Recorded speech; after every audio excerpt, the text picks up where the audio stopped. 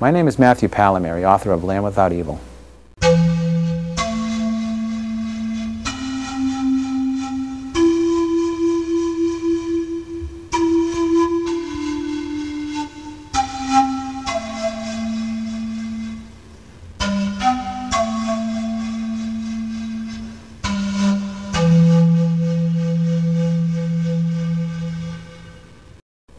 There are many reasons for the demise of the Maya civilization, which had flourished for 3,000 years. The ruins of Palenque in Chiapas and Uxmal in Yucatan represent the height of one of the most developed cultures the Earth has ever seen.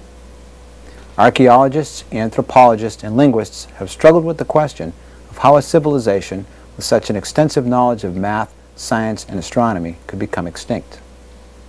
One popular belief, supported by much circumstantial evidence, is that the Maya outstripped their resources. Their extinction, coupled with the fact that the conquering Christians destroyed practically every record they could find, have contributed to the enigma. Further adding to these losses is the fact that the most developed religious, mystical, and intellectual knowledge of their culture was only known by a small select group of shaman kings and priests. Today we repeat the same mistakes on a global scale, destroying information and resources that could hold the keys to our survival into the future.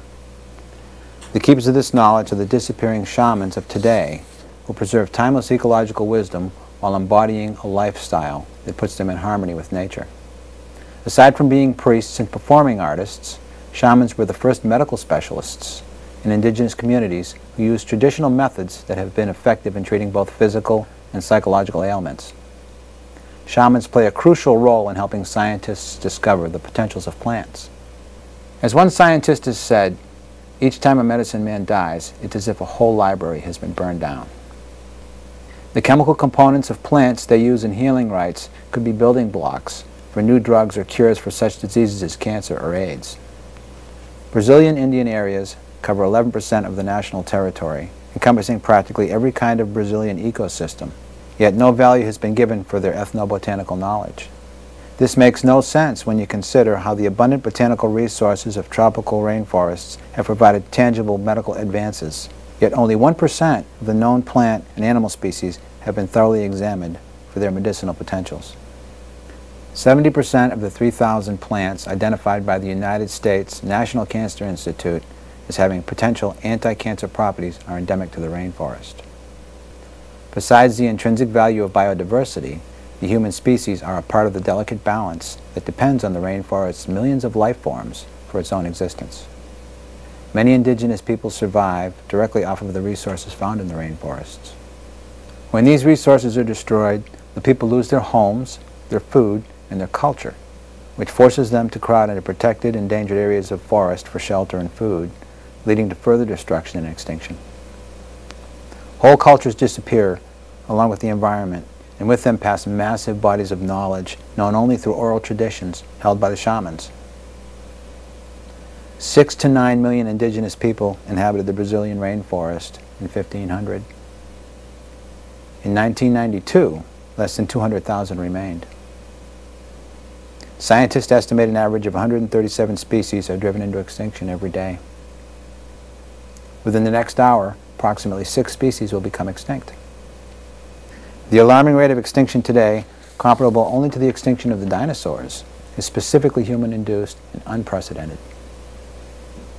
One example I've witnessed are the Shipibo Indians of the Peruvian Amazon, who say that their culture is disappearing. Their younger people have taken it upon themselves to preserve it through dance and music to keep the memory of it alive.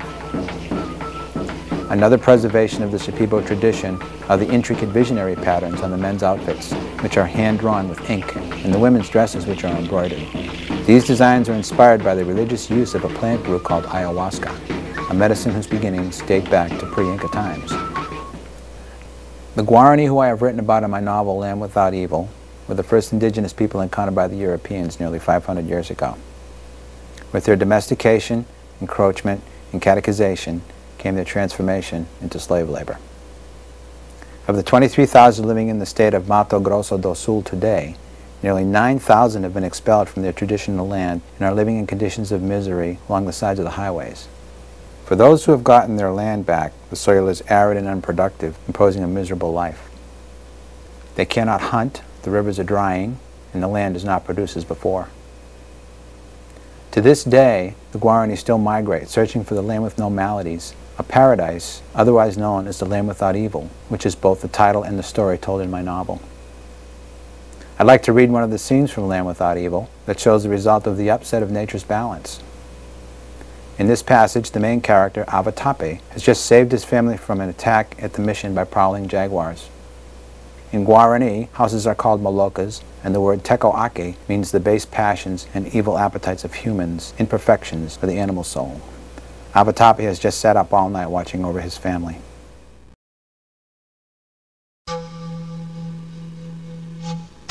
The jaguars didn't run in packs when the people lived by themselves in the village, not until the white men brought cattle. His father and Avakaninde both said that bringing animals far into the forest had upset the balance and angered the gods. The jaguars ran together to hunt and eat the cattle to restore the lost balance. Cows had no place in the forest. Without protection of the mission, they wouldn't live. He remembered sneaking down to the corral with Avakarai that day he'd first heard of the strange animals. When the boys climbed the fence, the cows all stood and stared. Both boys jumped back behind the fence, uneasy with so many eyes scrutinizing them. "Do you not think they are living tekoake?" Avakarai said. "They have sleepy eyes. Look how slow they are. They do nothing but chew. They are always hungry." "Always hungry and they do not hunt," Avatape added. Avakarai giggled. "Sounds like Avatakwa." Avatape shared the laughter, then Avakarai grew serious again, nodding toward the cows. "My father says they walk straight to their death when they are slaughtered. They are too stupid to run. No forest animal would go to its death so easily. Its meat is soft and flabby like Father Rodrigo's stomach," Avatape said, laughing at his own joke. Avakarai chuckled, then his face grew solemn. "My father said that eating their meat will make our people soft, flabby, and stupid until they walk around with sleepy eyes like the cows. We will all walk straight to our deaths, slaughtered by the white men." Avatape shook off a chill at the memory of Avakarai's words. The people had grown slower and fatter living at the mission, and like the cows, most were always hungry, but didn't hunt. How many had gone to their deaths since the white men had come? He peered deeper into the blackness and thought he saw the beginnings of a gray haze forming above the darkness outside. He glanced over at what remained of the wood next to the hearth, nearly gone. How much time had passed since the attacks? He put more wood on the fire and kept his gaze steady as gray turned to silver, then indigo and crimson, finally blossoming into the first glimmer of the coming day. Blackness turned into shadow and formlessness into substance.